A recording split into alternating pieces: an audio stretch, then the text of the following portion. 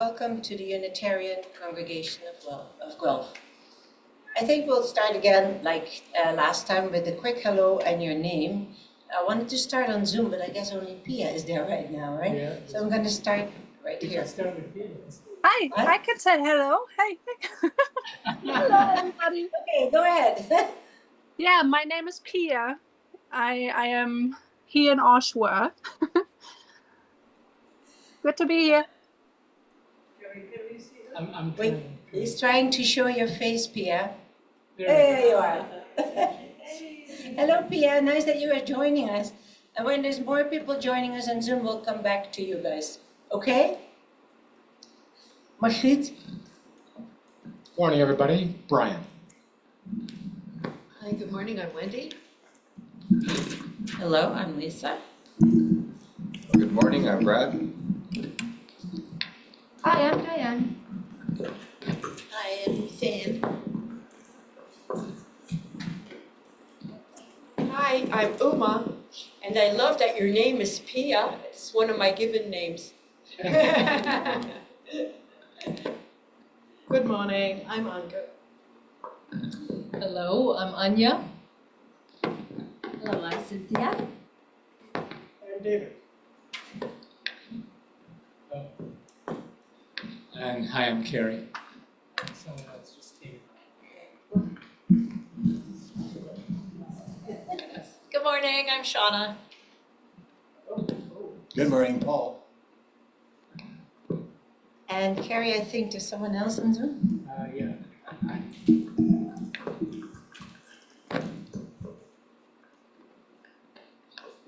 Good morning, Ani.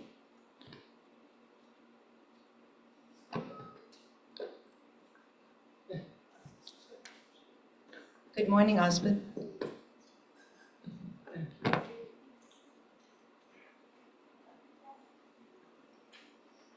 A warm welcome, Osmond, good morning. Welcome. A warm welcome to everybody here in the building and on Zoom. We're very happy you made it here and that you're joining us for this special service. And a warm welcome to David McCauley, who's our guest speaker today, who will be talking to us about creating community and co-housing. I will introduce David a little bit more extensive later. We are a lay-led congregation, which means there is a wide range of themes and service leaders and speakers from within our community and guest speakers from near and far. Even though every service is unique, there are some elements that remain the same week to week. One of the things is, for example, discussion and conversation after the service with coffee and tea in the Sunshine Room for those here. And that's how we continue to build our community. A Unitarian spiritual community celebrates diversity in many aspects, from age, race, and beliefs to sexual orientation. Our coming together is on purpose. We are all in search of community, connection, and for meaning in this complex world we live in. We welcome all who want to join us for this purpose. We are deeply rooted in Unitarian Universalist principles, which provide a spiritual basis for ethical living. One of our traditions that we do every service is lighting the chalice. However, for today, I chose to not use the words that we most often use, but some other words. Hang on. And if all is well, you guys still? Not yet?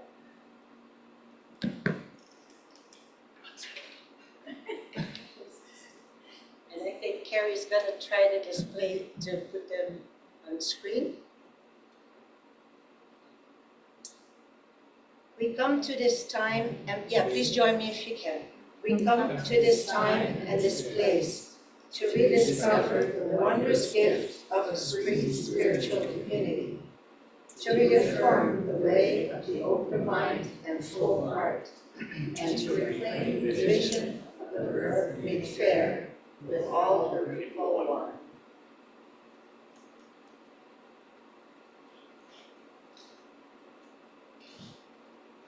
Brian is going to do the territorial acknowledgement. What? This after? Oh, I'm sorry.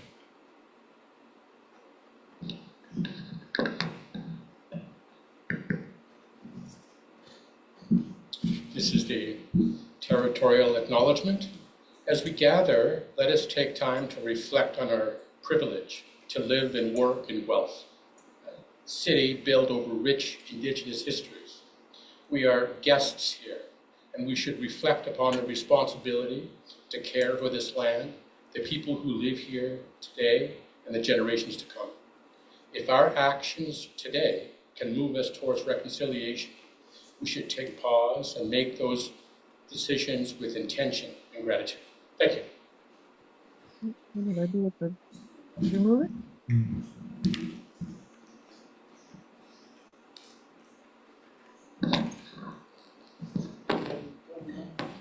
Good morning, Sean. Welcome. We're happy you made it. There's a chair for you up front.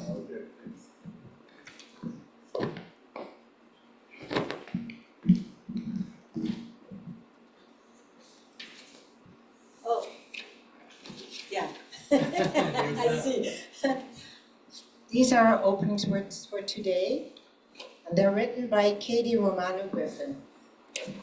You can read along, listen, or speak along. Come, let us enter this space of hope and community. Come, let us enter the space with our sorrows, our joys, our passion, and compassion. Come, let us enter this space with the stories of our ancestors, for their strength and wisdom beats in our hearts. Come into this space, present to the beloved companions who moved with us. I know we're so lucky again to have three musicians here to help us sing the next song. We're going to sing at number 354. Seems to be an echo. Yeah. I don't know. 354 and the Blue Hymn Book. If you prefer to stand while you sing, by all means. Two verses, Marguerite. Do you want first and last Mhm. verse? The mic is. Sure, let's do the first and the last one. No, the sound in the video. Move it. How can you tell me to be quiet? Because when you first open it up, it's usually not muted. There's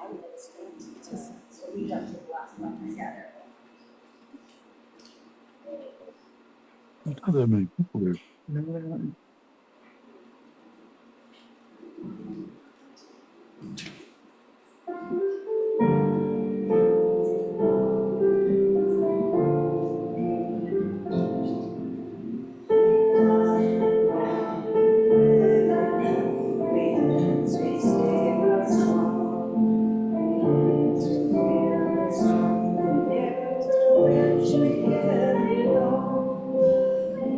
To feel the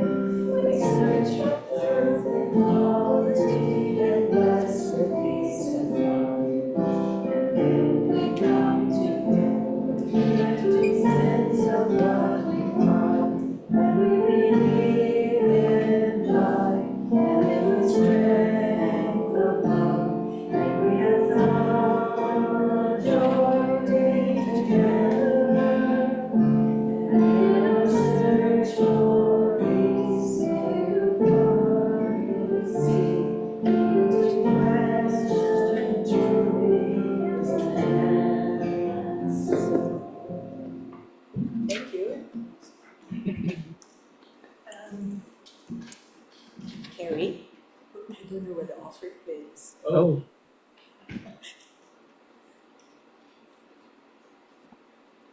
Is it in the room there? I think so. Yeah. Do you know that? Okay.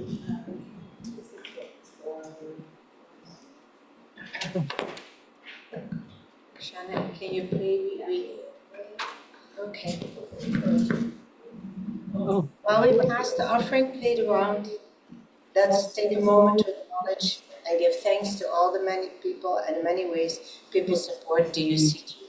While we sing, from you I received, I got what this time.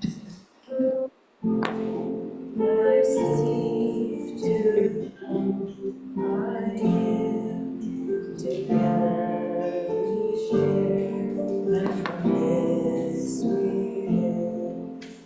live. Oh, I receive, to you I give, we share.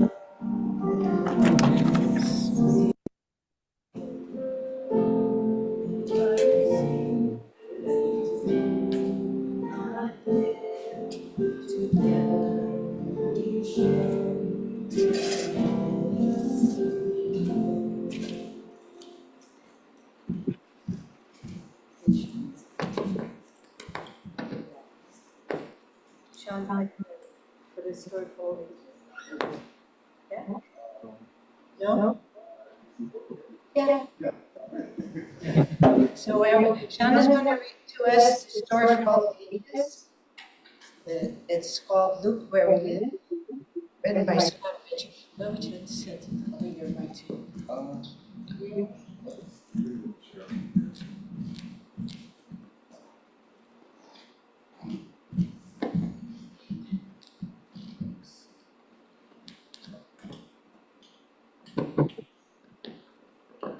Gary, you should have a link to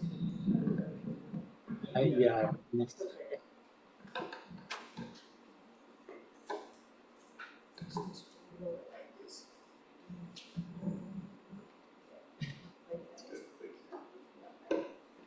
Do we have any children? We don't have any children today. So. We're all here. We're all children, We're all right? children at heart, right? Yeah. Okay.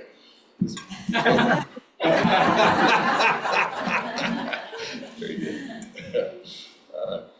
Look Where We Live, a first book of community building by Scott Ritchie. Celebrate the community. Our friends are ready to go on an adventure. They're going to have lots of fun and help their community. Today is this. Oh, okay. Yeah. Today is this street fair to raise money for more books and computers for the local library. Shopping locally. The gang's first stop is Nick's house. His family is raising money for the library to sell things they no longer want or need.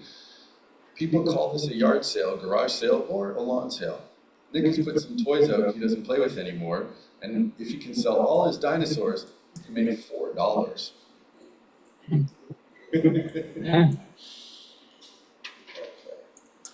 Cool treats. Pedro loves going to Alita's ice cream shop. He knows he has to wait his turn because some people got here before he did. It's okay, ice cream is always worth the wait. But look, somebody forgot that you have to line up. Can you see who jumped ahead? There. Make a splash. Next stop is Amir's gas station. This is where Yuli brings her bike when her tires need air. Today, Amir is having a car wash party. He wants to thank all the people who come to his garage. All the money he makes will go to the library. Someone's holding up a sign saying, honk if you love books. Community cleanup. Uh-oh, look at all the litter on the ground. Martin wants to do his part by cleaning up. He gathers papers, cans, bottles, and for recycling. Soon, everybody's pitching in. Grab a paintbrush. This is Sally's school.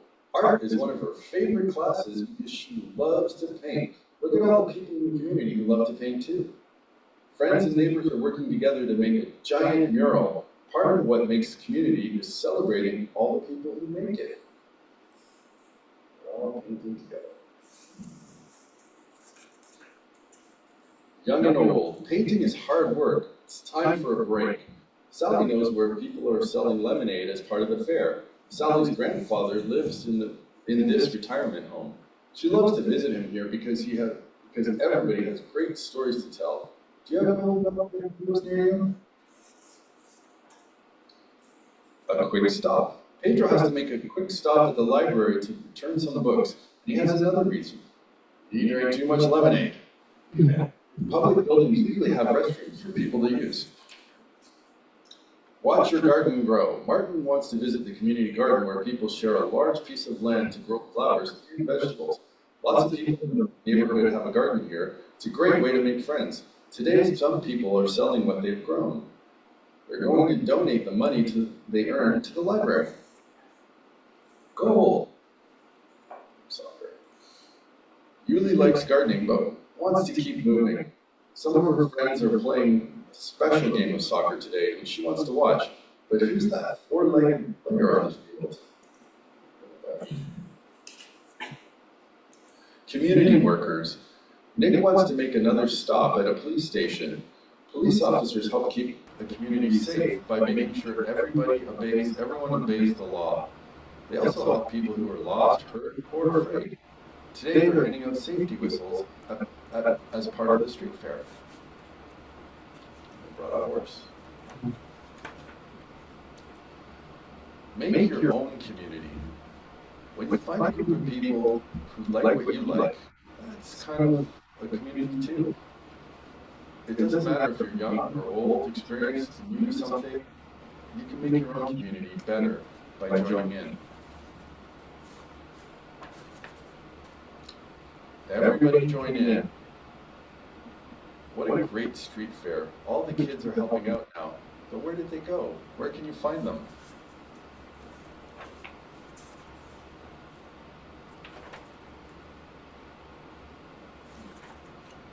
You can find them at the community.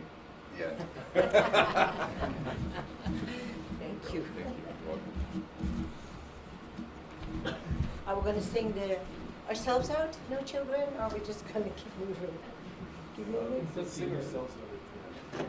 Yeah, we'll sing ourselves out again? Oh, At the end. Oh, at the end. Yeah. That's a way better idea. Lisa, can you come and do Joyce and Sarah's? Yeah. Thank you.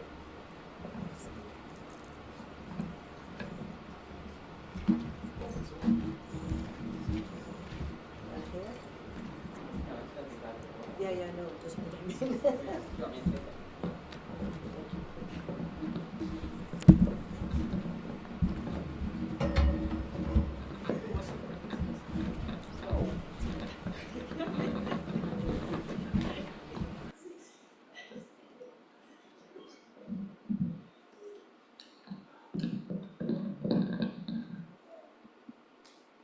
Anyway, can you hear me? Yes. Good. So now we come to a very special time in our service where we turn off the recording.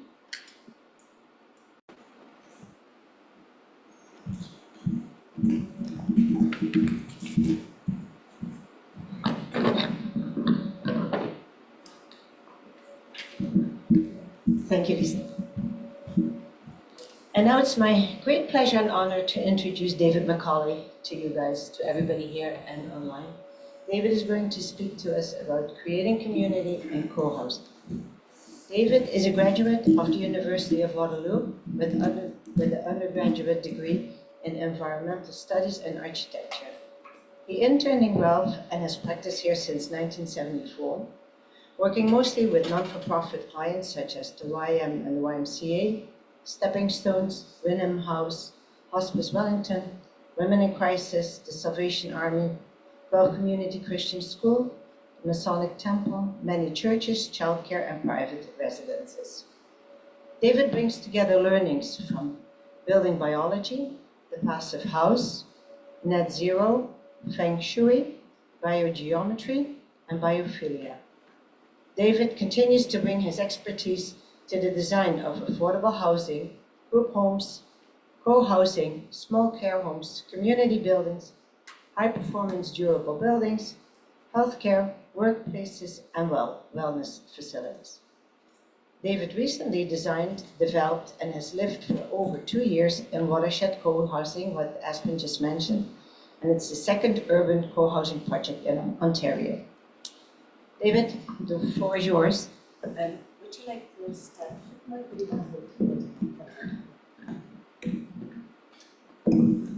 Thanks, you, Mark. Very honored by that, and I didn't think she'd do the whole thing. I thought it was going to be edited down. I couldn't take things out. It was just all important.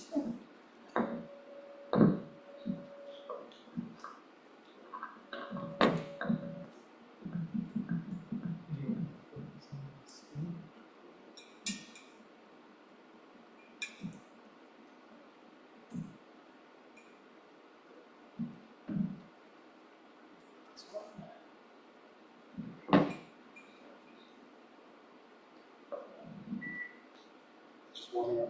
Oh. Just hold you in suspense here for a couple minutes. Okay, so it's pretty bright in here. I don't know if these could be dimmed a little bit. I might have to see. And sorry, I'm standing in front of something. Move around. So thanks. I just wanted to give a little introduction to where I'm at and the co-housing community that was formed with me.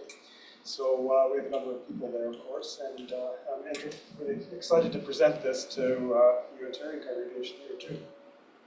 Sorry to interrupt. Is there a way that the folks on Zoom can see it as well? Yeah, we're good. Oh, okay. Okay. Oh, there you go. Oh, thank you. We won't go Thank very you, far. Carrie. That's okay. Sorry, I couldn't figure out where it was. Oops. Here we go. Try to hit one button at a time here. So I wanted to just talk about community and build on the very nice children's story we had there, but it's also an adult story as well. So just looking at when we think of our community, we think of our location and where that might be in the world, whether it's an urban or a rural, and some of the needs that we might have in terms of finding a location that works for our lifestyle. So that's probably the first thing we think about. And the next thing we think about the houses we live in, which is also possibly a community and maybe part of a neighborhood that's a bigger community than that. So we look at the type of house we want, certainly whether it's an apartment or a townhouse, the types of building rooms that it has, and its facilities and that type of thing. So we think of all the physical things that we need to make community or to support community. The other thing I want to talk about, and most of the talk is really going to be about the priorities or qualities. Please go in front of here. Oh, please stand. So we talk about the priorities and the qualities of the community that we're in, and that's really the formation of the community, and especially maybe focus in on places living together like co-housing.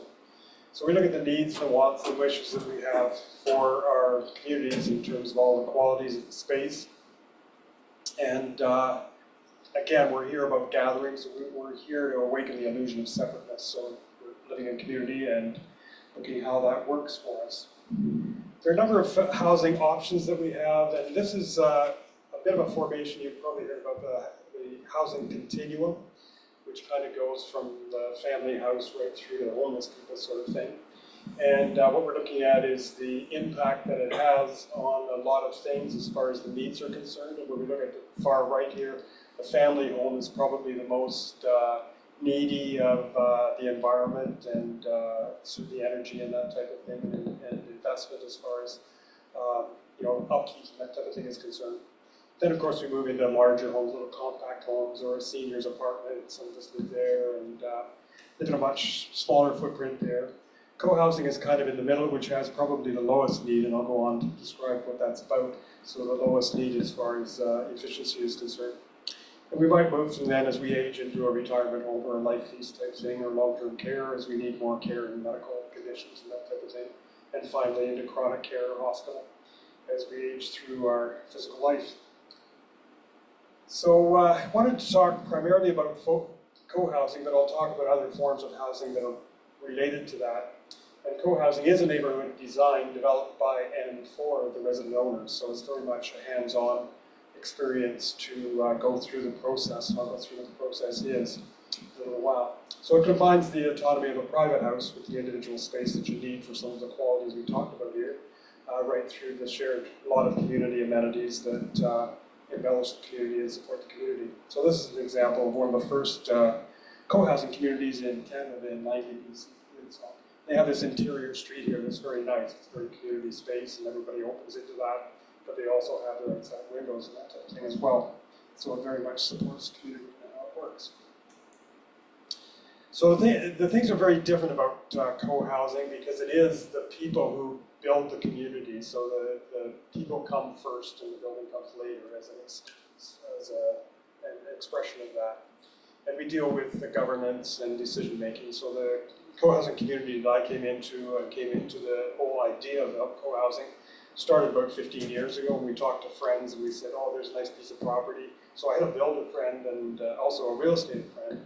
And they talked about, well, maybe, this is the right site for it, that type of thing. I said, well, it's not for me to decide. Maybe we should get some people together so we could pool our resources, buy the property, and then go ahead and create the community. And so we eventually did that. Actually, it was at Mary Kate's place about 15 years ago that we got together, and I just sent a mass email to a whole bunch of people who I thought might be interested in the idea of co-housing. And they showed up, and we had a little conference about it, and we said, well, there's this and there's that, isn't it nice that we can live together and that type of thing. Great experience. So it was a good launch, and we met at other people's houses, and we started having potlucks and that type of thing, and we started moving through the governance process of how to get the people together. So we didn't even look at sites to begin with, and that's the whole process that I'll go through. So I just wanted to say that there are other things as far as housing is concerned, community housing. So there's co-housing I talk about, there's pocket neighborhoods, second units, and NORCs, if people have heard of that, it's a natural occurring retirement community, short form, and there's a number of those in various types of buildings and communities. I don't know that there's any in Guelph, but there's a number in Waterloo. Village model, and then of course the Danes and then Europeans, speaking of Europeans here, I think there's probably no co-housing through that community as well. So I show you how it's different. This is the traditional layout that we would have as far as housing connections are concerned. If you look at the left-hand side here, we'll see the street, and then you have a front yard and a driveway and a garage and a walk and that type of thing. So the car goes in the garage, the bikes and that type of thing. You come in the entry door, and you come into a stairwell, maybe the kitchen's in the area, and the living room and dining room, that type of thing, all the public spaces in the house. And then we have the bedrooms either on the second floor or the ground floor, wherever they might be. And then you go into the backyard, which again is a private space, and it's fenced and landscaped and that type of thing. So you're very much focused on the street at the front, but more toward the outside space at the back of the house. So the backyard is very prominent in this too. So you really don't engage with your neighbors as much. And the whole layout of that, the flow of things and everything, really doesn't encourage community. So what's different about co-housing is that, and community housing of any sort, is the street's the same here, the front yard might be here, you still have the parking and the bikes and that type of thing. Probably have a garden, you'll have a main entry here, but right at the main entry really, and maybe between the entry and the private homes, is the community house. So there's an interior space, which is a gathering room and probably a kitchen, maybe guest facilities, crafts, arts, shops, various other things, music spaces. And there's also an outdoor space, which is a common space here too. So you can see that this is very removed from the cars and from the streets, and it's basically the individual units are clustered around the community space here. So you'll have a kitchen. Usually the kitchens are focused into the community space, so you're common. A lot of people spend a lot of their waking hours in the kitchen, looking out the windows, seeing the morning, see what's going on, what's for lunch, whatever. And you engage with your neighbors through the kitchen in a lot of ways. But there's also, of course, the living room and the dining room that also focus into this space, and then private space, probably on the exterior or in small clusters in between. So it's very different. It's kind of turning things around more towards the community. And the idea of this is really that wherever you go, whenever you're going in and out of the community, you have to go through the community space. So you're having to engage with people. Well, you're not having to. You're delighted in doing that, whether you like it or not. I mean, if you're just running out to get the groceries and back in again, well, you say, well, hi, George, that's fine. I'm on my way. Otherwise, it might take you half an hour to get your mail because you're meeting people along the way and you're having a chat with them. What are you doing tonight? Oh, let's go to a movie. We do that together. Maybe we should play some music or read a book or do some gardening or whatever it might be. So you're really engaged with the people. So the encouragement and the architecture makes a lot of difference to this because the architecture actually focuses it to go into your own units. So typically with apartment buildings, and I've tried to renovate apartment buildings into co-housing, and it doesn't work very well because you come in the garage downstairs, you come on the elevator, you go up to your unit, into your unit, down the hall, and that's it. And then you come out and do the same thing. So you really don't engage with people unless you actually happen to meet them in the corridor, and it's not really a people space to gather with them and even have coffee and that type of thing, even if they have a party room or something like that. So you'll see this in the community development here. So what I'm looking at is a chart I created here with the community criteria rating. We look at some of the values that we looked at on the left before in terms of what people would have. I don't know if I'm missing anything, but if we look at, what are the values of communal space, privacy, social, et cetera, all the way down, and not in any priority particularly here, but obviously people have a lot of these common needs in terms of their life if they want to be social. And assuming that we are social beings and we need some variance of how much community we need. So we look at the different types of housing here that we talked about before. So we have the detached house, which is on the left, with the townhouse, apartment, co-housing, group home, small care, and long-term care or hospital. And this is kind of a graduation through life in some ways, but it depends on your needs, and certainly the size of your family has a big impact to this too. So green is the great, of course, green is a great color. So when you fill in these charts, you see, well, green is really good, blue is kind of good, and poor as far as these values are concerned in terms of how these housing forms support these values that we have. So there are some things, privacy is one interesting issue, and it's often a question we get with co-housing, is, well, how much privacy is there in the home for me, sort of thing. You say, well, you do have your private home, you have your bedrooms, you have your bathroom, you have your kitchen, that type of thing. But if you're entertaining any more than 2 or 3 or 4 people, then you're inclined to go to the common house and do it as a collective sort of thing. So you're sharing a lot of space. So co-housing certainly ticks all the boxes as far as I'm concerned with mine, but it obviously is for different people. It's different priorities that they have as far as their values are concerned. But co-housing definitely supports a lot of the lifestyle that certainly Cynthia and I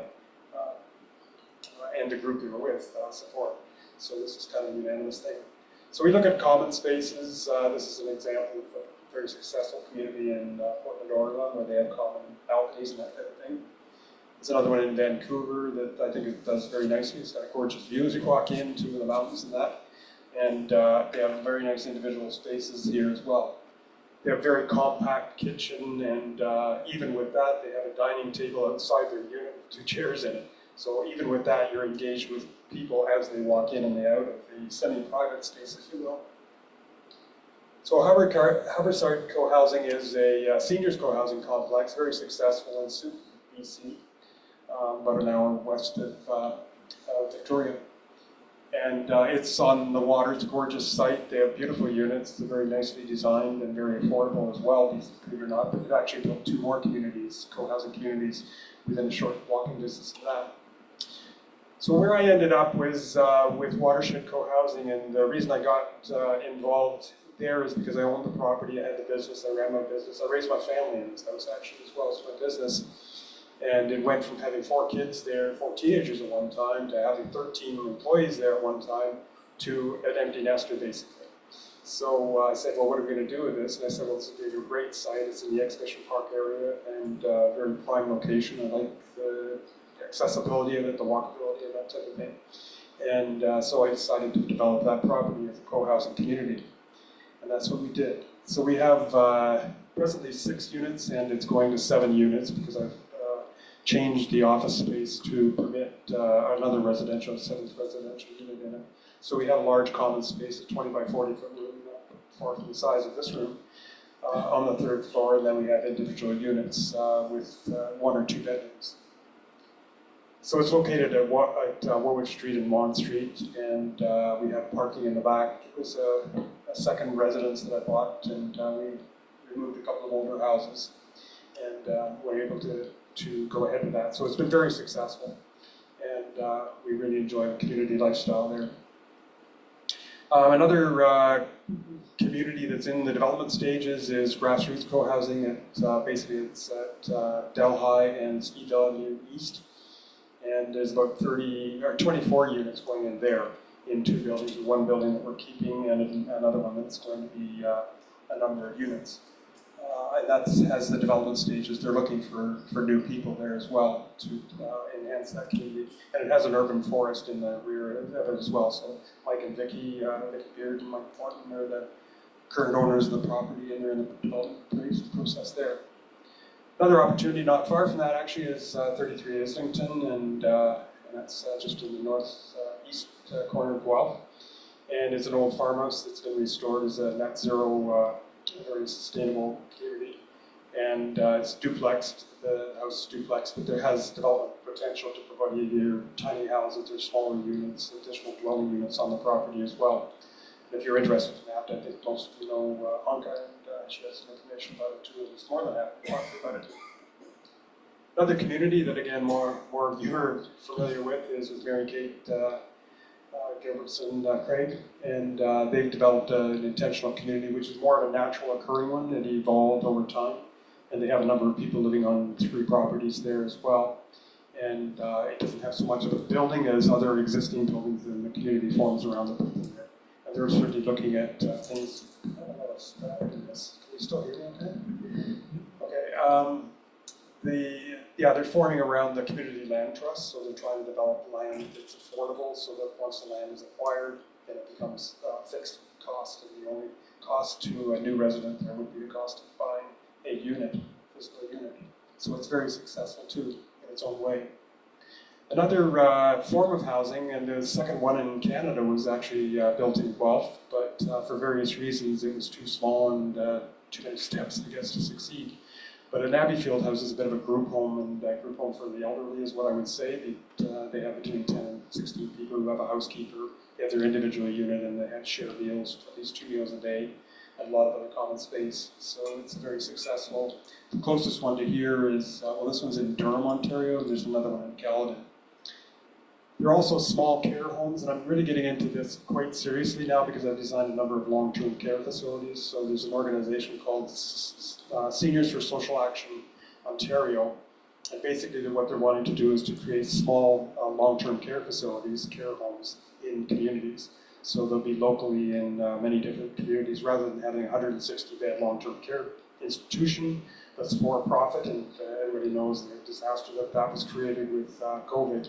Is they're turning into smaller homes which have no repercussions in things like COVID because they control it very locally. So it's much safer for particular seniors to live in. So there may be 4 to 6 beds, 10 beds sort of thing, and very sustainable lifestyle. So I'm getting into developing that and pushing the government to try to support that kind of a housing. So in terms of the process, those who say it can't be done are usually interrupted by the people who are doing it. That's what we did. We just taught off. We had a number of people who were quite interested in the idea, and we set up meetings and got these people together. Had a number of tours of places, and we had some of the speakers who've written books on co-housing, and we talked to them about how we do these things. And then we took courses in terms of sociocracy and consensus making and things like that. So again, it's consent, not consensus. So basically decisions are made on what you can accept within your values and rights. So then we come to the site. So the site is much later. You'll see that that's 2 or 3 stages down the road, maybe a year or two. Some people are many years in the process of trying to pin a piece of property. The one in Kitchener actually worked for about 10 or 12 years. They couldn't find a piece of property that was accessible, and eventually they came over to Guelph, had the property, and they're part of the grassroots community now. So that's an example of how things move ahead. So it moves fairly slowly. Then we get into the design and development stages, and in that particular project, we had 19 people actually involved in the design process as we designed the building to get it through the approval process, and it was an experience. And this is a real community building experience in terms of designing. If you've ever designed a house or a building, you'll know that it brings a lot of people together. And I've done a lot of places of worship that are very much that way. It pulls people together. And I'm not saying that everybody should do it, but it is a harrowing experience in a lot of ways, but it definitely brings people together and building community. Very successful that way. So we get through the detailed design, we get our building permits, we start construction. And with us, we happened to start construction in 2021 and built through COVID, actually, which was not something we anticipated doing. And then we moved into community. So, we had a big opening on it and a lot of people there, a lot of interesting people came out of it too. We still had some of the same people. For various reasons, some people came and went. We just had somebody who wanted to take a unit and they basically weren't able to take it because another family member had to move in and they didn't have enough space in the smaller units that we have. So in terms of living in co-housing, I've got to say it's a really nice experience. I didn't even imagine it was as good as it is after I hadn't lived in a community before this. So we moved in together in November 2022 and been living very nicely since then, celebrating a lot of things, artwork, Christmas, coffee on the deck almost every day in summer. Looking forward to that again too. And then I just wanted to talk about some of the disciplines that we use in terms of designing for this. And these are things that certainly cross the lines in terms of other types of housing as well. So building biology is about healthy buildings. So we're building buildings that are non-toxic and very safe from an electronic point of view as far as finishes and all the other things, even with the orientation of buildings. And then from a design point of view, as far as the energy efficiency is concerned, we're using passive buildings as a criteria for that. I just wanted to go through a number of resources that we use as well. Biophilic design, I think everybody know about biophilia here, and it's a very nice, very much works with co-housing and community building. So, let's get one there. No. So in terms of learnings that we did, let's say there are no wrong turns, it's only unexpected paths, is a Art Deco saying, and we certainly could write a book about that. And actually one of the books that I recommend for reading wasn't written until after we'd made a lot of these mistakes. So some of the things I'd say, we certainly would want to recruit somebody with experience in financing because we really didn't have anybody. Nobody had a business even before, let alone being a bookkeeper, an accountant, or a banker, or something like that. So we very much floundered a lot of along the way, trying to find money in a panic to try to carry on construction during COVID. Things were escalating. So advice I would have certainly is to secure financing as early as you can and proceed when you have financing. We were going ahead with the construction without having financing or with expectations from some institutions to say that yes, we had the financing, and then it turned out they dropped the ball in the end. So anyway, certainly retaining a developer or somebody experienced in small apartments, and as much as I'm an architect, I don't become the builder or the developer in this, so some of that experience would have been really valuable. And I would do more research as much as we went around it all together. I've been to over 24 co-housing communities in Canada and the States, and mostly in BC. This is the second one in Ontario, as was mentioned, second urban one.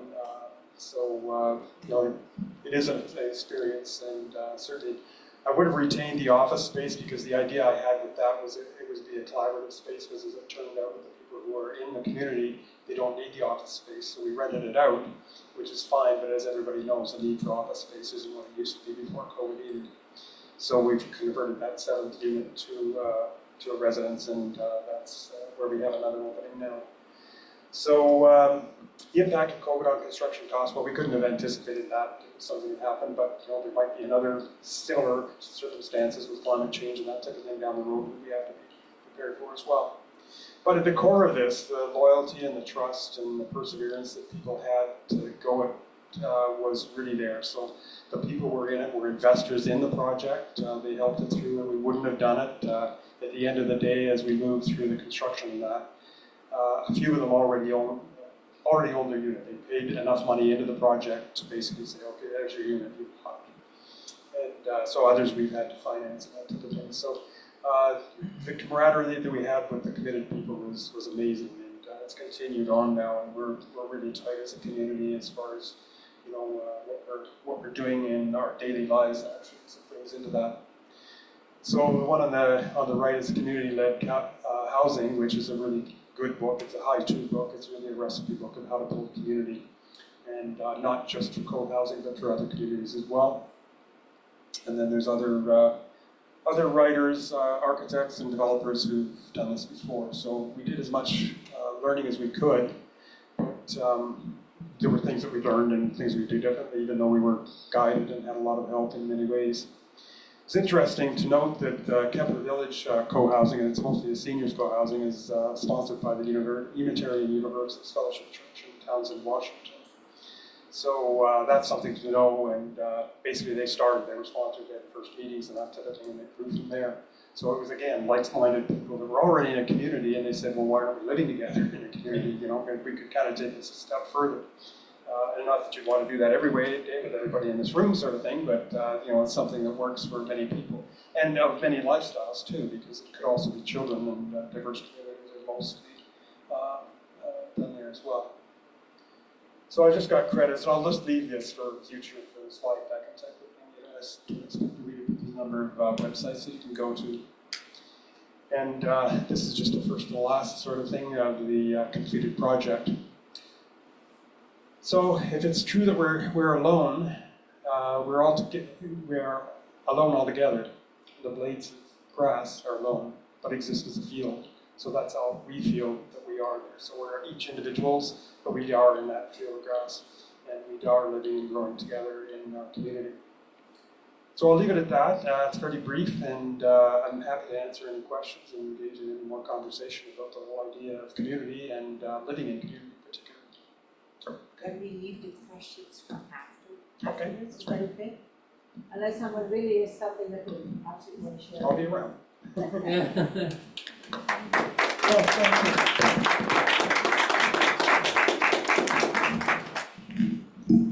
I think we'll go a little bit over time, but I think we still should sing, right, guys?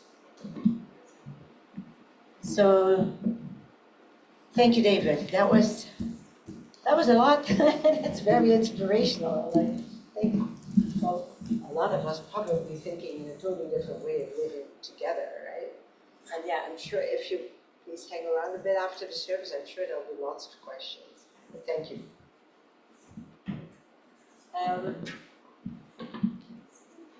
Would you have the text for this song? Yeah, I do. Oh, so we're gonna. You wanna announce it, Shauna? Oh, sure. We're going to sing Little Boxes, which was written by Valentina Reynolds, who also was a Unitarian Universalist, although you might know the Pete Seeger version better. So you wanna stand up by all means? As our Greek pointed out, the word, this is written as a satire, or if you look at them literally, you might think it's aspirational. So don't be confused. Could everybody hear that, or shall I ask him to repeat it? It's a satire. Sorry guys, the camera's taking forever. It's okay, we can start soon. Maybe some people know it off the top of their head. No, it's a goofy song.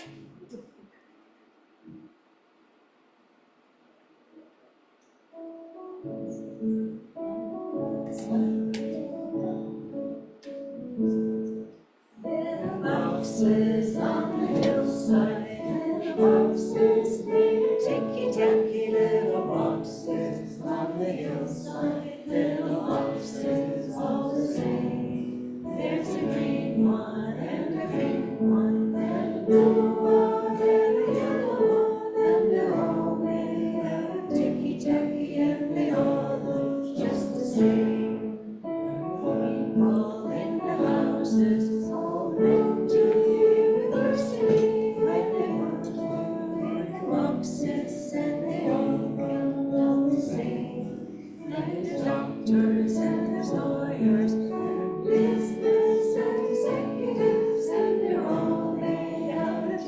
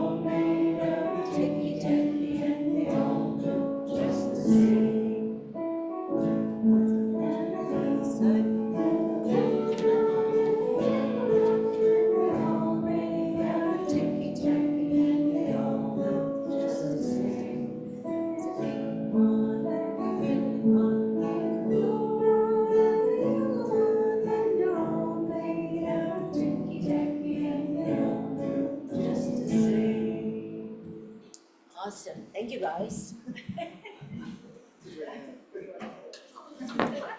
That was really good.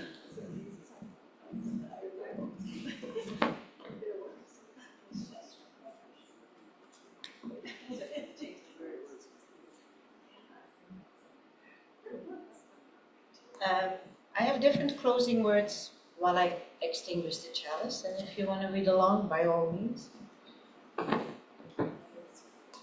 As we extinguish this chalice flame, may the warmth of its light remain within us, guiding our steps and our hearts.